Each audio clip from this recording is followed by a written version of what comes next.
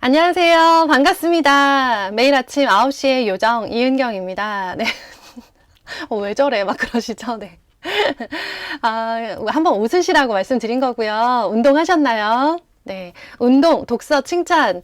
네. 꼭 가지고 가셔야 돼요. 아시겠죠? 이거 세 가지만큼 우리 아이를 잘 키울 수 있는 방법은 없다라고 생각을 해주세요. 자, 초등, 이 아니라 성인들을 위한 책쓰기 강좌, 우리 어머님들 책에 관심 있으신 분들과 함께 만나보고 싶은 책쓰기 원데이 특강 마련했으니까요. 영상 하단에 설명 참조하시고요. 오늘은 우리 친구들 초등 글쓰기 전체 6년간의 로드맵과 그래서 어디를 향해 가야 하느냐에 대한 이야기를 좀 해보려고 합니다. 로드맵을 막 짜시잖아요. 몇 학년 때 주 몇 회 쓰고 몇 학년 때 뭐 쓰고 몇 학년 때부터 무슨 학원에 가고 이렇게 로드맵을 짜시는데요. 로드맵을 짜실 때 가장 주의하셔야 되는 거, 가장 열심히 하셔야 되는 게 뭐냐면 몇 학년 때 뭐를 하고 몇 학년 때 무엇을 하고가 중요한 게 아니고요. 왜 하는지를 분명히 알고 로드맵을 짜셔야 돼요. 왜냐? 로드맵이라는 거는 뭐 일종의 계획이죠. 큰 계획인데 계획은 세워놓으면 언제나 흔들리고 무너지고 지키지 못할 때가 너무 많기 때문에 그렇게 흔들릴 때, 정체기가 왔을 때 왜 써야 되는 거였지를 다시금 떠올리면서 심기일전할 수 있는 그런 기회도 삼고요. 또 하나, 슬럼프에 빠진 아이를 마구 밀어붙여서 이 전체 목표와 흐트러지는 그런 행동을 하지 않게 돼요. 그러니까 이 목표를 향해서 가고 있다면 슬럼프를 만났을 때 훨씬 이겨내기가 쉽다는 뜻이에요. 자, 우리 어머님들 여쭤보겠습니다. 우리 아이들이 글을 왜 써야 되나요? 꼭 고민하셔야 돼요. 알고 계셔야 돼요. 애들은 모를 수 있어요. 모르는 게 정상이에요.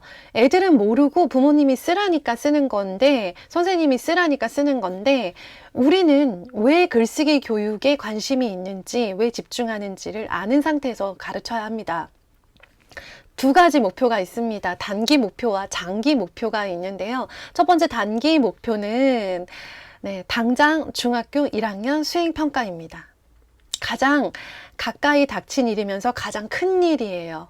중학교 1학년 수행평가 못 보면 어떻게 되나요? 안 돼요. 아무 일도 안 일어나요. 문제는 중학교 1학년에서 글쓰기 수행평가를 처음 만난 아이들이 심하게 좌절을 하고 너무 많은 에너지를 쏟으면서 중학교 생활 자체에 대한 피로도가 굉장히 올라간다는 거예요. 그러면서 본인을 낙인 찍기 시작을 합니다. 나는 공부를 못하는 아이인가 봐. 나는 시험을 못 보는 아이인가 봐. 나는 이러다가 대학을 잘 못 가는 아이인가 봐. 라고 생각을 하죠. 그게 이제 중학교 1학년 첫 수행평가에서 많이 어느 정도 아이들이 인식이 되기 때문에 강하게 각인이 되기 때문에 중학교 1학년 때 수행평가를 무난하게, 완벽하게가 아니에요.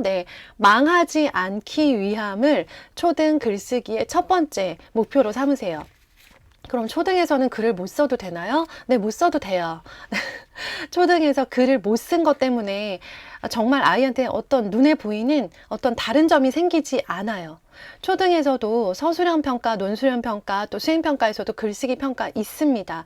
있지만 이게 눈에 보이는 어떤 A, B라는 성적으로 보이지 않을 뿐더러 초등 시기 내내는 충분히 글쓰기에 대해서 갈고 닦을, 그리고 다양한 경험을 할 수 있는 기회가 있기 때문에 그 모든 경험과 기회들이 합쳐져서 중학교 1학년 때 짜잔 하고 아이들이 어떤 진검승부를 하게 되고요. 자, 중학교 1학년이 뭘 결정하냐? 그것도 아니지만 중학교 1학년부터 이제 수행평가로 아이들이 자신감을 가진 아이들은요. 그것들을 이제 계속 본인 스스로 갈고 닦으면서 중학교 3년 내내 수행평가 3년 내내 봅니다. 그리고 일부 과목들은 내신에서도 서술형 평가가 포함이 되어 있어요. 그렇기 때문에 이 시험들을 대할 때 자세가 다른 거죠. 나 잘하지는, 나 완벽하지는 못하지만 해봐야지. 해보겠다.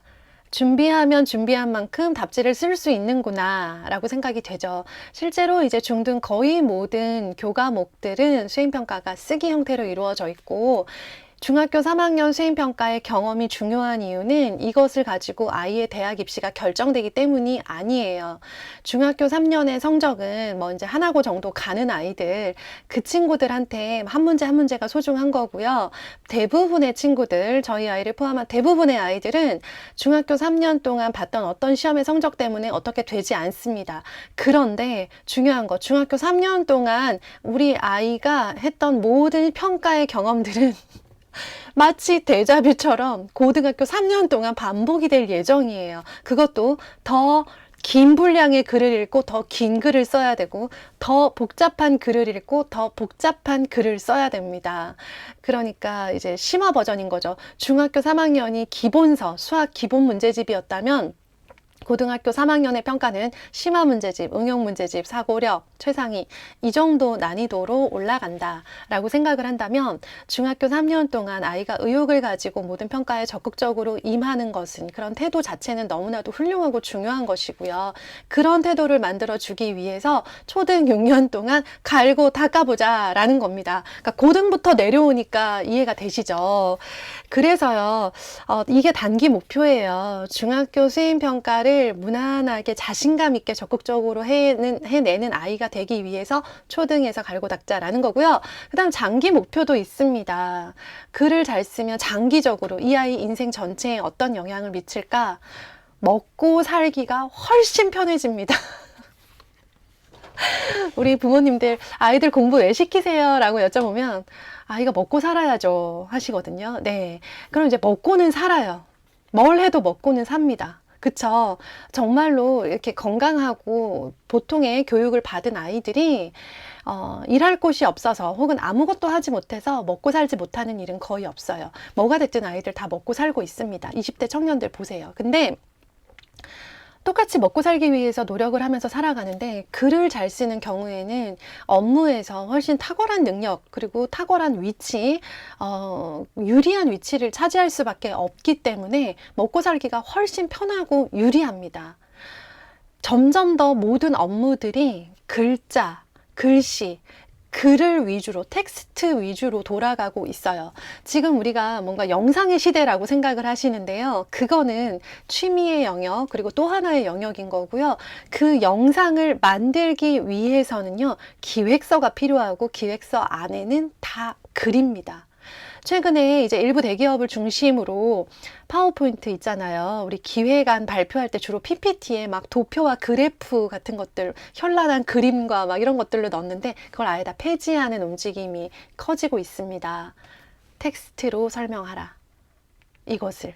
예. 그래서 어떤 PPT, 화려한 PPT를 잘 만들던 사람들이 이제 주목받기보다는 몇 마디의 문장들로 이 내용을 정확하게 설명할 수 있는 사람들이, 네, 그런 기획안을 만들고 보고서를 쓸 때 훨씬 더 인정을 받는 추세가 되고 있습니다. 회사를 들어가든 사업을 하든 뭐 개인적으로 연구를 하든, 아니면 정말로 네, 아주 극히 일부지만 글만으로 먹고 살든 간에 장기적으로는 이 아이 인생 전체는 글을 잘 쓰면 무조건 유리하다, 먹고 살기 유리하다라는 거. 그리고 실제 기업 간의 문화는 메신저와 메일로 다 이루어져 있습니다. 그 사내든 외부와의 소통이든 간에 글로 된 형태로 소통을 하고 있는 추세가 점점 더 강해지고 있기 때문에, 글을 네, 무난하게 편안하게 잘 쓰는 건 너무나도 유리한 일이다 라고 생각을 합니다. 그래서 우리가 초등에서의 글쓰기 경험은 너무나 중요해요. 자, 제 말 잘 기억하세요. 초등에서의 글쓰기 실력이 중요한 게 아니라 글쓰기 경험이 중요하다고 말씀을 드렸습니다. 자, 초등에서는 충분한 경험을 하고 중등이 돼서요, 중등 3년 내내 글쓰기 실력, 평가를 위한 글쓰기 실력을 갈고 닦아서 고등에서 포텐을 터뜨린 다음에 이제 대학 이후에 글쓰기에 자신감이 있는 사람으로 평생 살아가면 되는 거예요. 로드맵 쫙 나오셨죠? 자, 그러면 초등에서의 다양한 경험을 위해서 3가지를 조심해 주세요. 조심. 네. 첫 번째, 트라우마가 없어야 돼요. 글쓰기에 대한 트라우마요. 막 글만 쓰면 미칠 것 같아. 나 글만 쓰면 너무 짜증이 나, 화가 나. 글 쓸 때마다 불안해. 글을 썼다 하면 혼날 것 같아서 나는 너무 글을 쓰기 싫어 라고 하는 악감정, 부정적인 감정들은 없애야 돼요. 이미 있어요? 그걸 없애기 위한 노력을 계속 하셔야 돼요. 일단은 쉬게 해주시던가 아니면 칭찬을 막 퍼부어 주시던가. 네, 이 두 가지로 안 되는 아이들 초등 많이 없습니다. 어떻게든 글쓰기에 대한 거부감이 없기만 하면 계속 경험은 일어나게 되어 있습니다. 자, 두 번째는 습관이 되게 해주세요. 습관이라고 하는 걸 매일매일 쓰는 습관 불가능합니다. 매일 쓰지 마세요. 일주일에 한 번을 무조건 초등 시기에 목표로 삼으세요. 그게 학교 숙제랑 별도로 따로 투트랙으로 가도 되고요. 학교 숙제도 간신히 하는 정도라면 학교 숙제만으로 길을 끌고 가셔도 되고요. 올해 우리 선생님이 글쓰기 숙제를 아예 안 내주세요. 그러면 엄마표로 일주일에 한 편은 꼭 쓰게 해주시는 거예요. 안 쓰려고 해요? 예, 뭐 1,000원 주세요. 뭘 먹이세요. 그렇게 해서라도 우리 아이가 일주일에 글 한 편 정도는 써내는 습관, 그게 루틴이 되어버리는 것은 너무나도 중요합니다. 뭘 쓰죠? 네, 아이한테 선택하라고 해주세요. 선택할 수 있도록 제가 그렇게 많은 글쓰기 교재를 만들어 냈잖아요. 다 쓰라는 게 아니라 원하는 걸 쓰라는 거예요.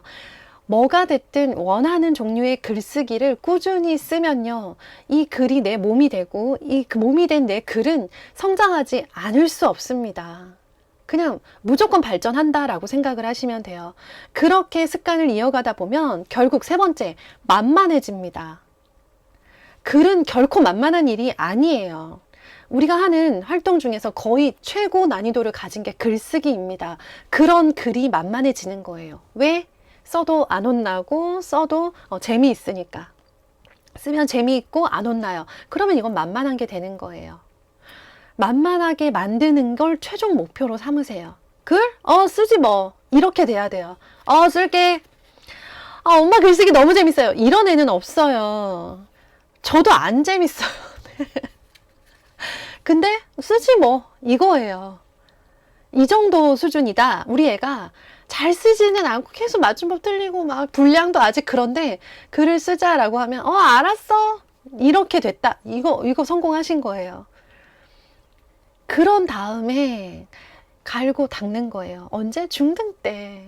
각종 평가, 쏟아지는 글쓰기 평가, 수행평가인지 글쓰기 평가인지 알 수 없는 각종 평가들을 만나면서 점점 아이가 그 안에 핵심이 생기고 알맹이가 담기고 논리가 담기고 이제 이 글을 자기가 계획해서 기획한 대로 쓸 수 있게 되는 거예요.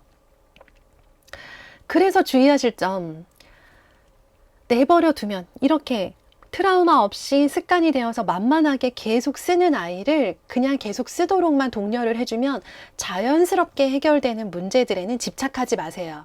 그 문제가 뭘까요? 그렇습니다. 맞춤법과 띄어쓰기, 그리고 분량. 이것들이 거기에 집착하면서 지적하고 하나하나 지적하고 실망하고 계속 아이한테 푸시를 하는 경우에 이제 다시 1번으로 돌아가죠. 트라우마가 생깁니다. 안 쓰려고 할 거예요. 지금 아이가 글쓰기 안 쓰려고 하는 부모님들 잘 생각해 보세요. 얘는 글을 썼다가 안 좋은 소리를 들은 경험이 있는 아이인 거예요. 원래 글쓰기가 어렵긴 하지만 죽어도 싫다라고 원래부터 생각하는 아이는 잘 없습니다. 왜냐하면 학교에서 계속 글을 쓰고 있거든요. 글쓰기 경험은 학교를 잘 다니기만 해도 계속 일어나요. 많은 학교가 지금 정상화되었잖아요. 그럼 학교에서 국어 시간이며 무슨 시간이며 계속 글을 쓰고 있을 텐데, 그런데 얘가 글을 너무너무 싫어하는 건요, 어찌됐건 안 좋은, 굉장히 아픈 트라우마, 안 좋은 지적을 받은 경험이 있는 아이일 가능성이 높습니다. 시간이 해결해주는 맞춤법과 띄어쓰기 집착하지 마시고요. 쓰기를 할 때 쓰기만 하시면 안 되고 읽기는 반드시 병행을 해주셔야 늡니다. 글쓰기는. 글쓰기를 그냥 쓰는 건 가능한데요. 점차적으로 눈에 보이는 성장이 일어나기 위해서는 읽고 있어야 돼요. 읽으면서 글 속에 좋은 문장들을 계속적으로 흡수해서 그게 내 글쓰기에 반영되게 해주셔야 되는 거예요. 아시겠죠? 네. 그래서 너무너무 힘들다 하시는 분들을 위해서 제가 이제 한 달에 한 번씩 실시간 글쓰기, 그러니까 일주일에 한 번 글쓰기도 너무 힘들고 한 달에 한 편도 쓰지 않는 아이들을 위해서 그 시간 안에 와서 같이 쓰기만 하면 그래도 한 편은 써봤다. 한 달에 한 편, 1년에 12편은 썼다. 라고 하는 글쓰기의 경험, 글을 막상 같이 써보니까 많이 어렵지 않더라. 라고 하는 경험을 심어주기 위해서 실시간 클래스를 만든 거고요. 실제로 정말 많은 아이들이 그 시간에 글을 쓰면서 원래 글이 어려웠는데 힘들었는데 나 그거 쓰면서 되게 재미있었어요 하는 후기가 진짜 많습니다. 그래서 우리 어머님들이 혼자 다 하실 수 없으면 저를 활용하셨으면 좋겠습니다. 네. 그래서 이제 짧게 홍보 드린 거고요. 네, 우리 어머님들 어떻게 하면 우리 아이가 중등에 가서 네, 어려움 없이 수행평가를 하면서 수행평가를 갈고 닦아서 고등이 가고 고등에서 쓴 실력을 바탕으로 평생 글을 잘 써서 훨씬 유리하게 수월하게 먹고 사는 아이가 될까를 고민하는 하루가 되셨으면 좋겠습니다. 감사합니다. 우리 어머님들 책 쓰기 강좌도 많이 많이 보러 오세요. 영상 밑에다가 링크 드릴게요. 감사합니다.